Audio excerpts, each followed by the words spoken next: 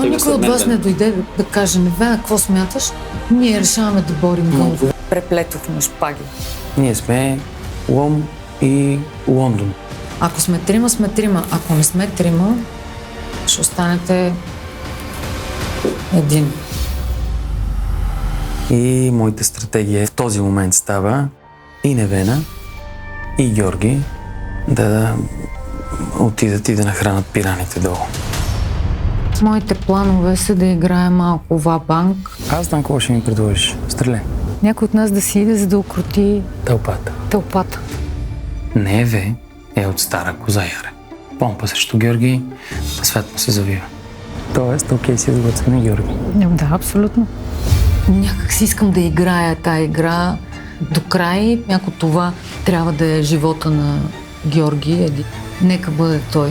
И много настоявам, тук сега тия петимата, да се наговориме кой се щичи с думка. Точно така. На нас с Невена ни светнаха очите като гладно ромче на задушница на гробища. Идеалният момент. Георги. Малкия. И аз съм съгласен за него. Проблема между предателите е явен. Много рискува игра от нас тримата. Да видим кой ще е по-хитър. Тя или аз. Или Георги.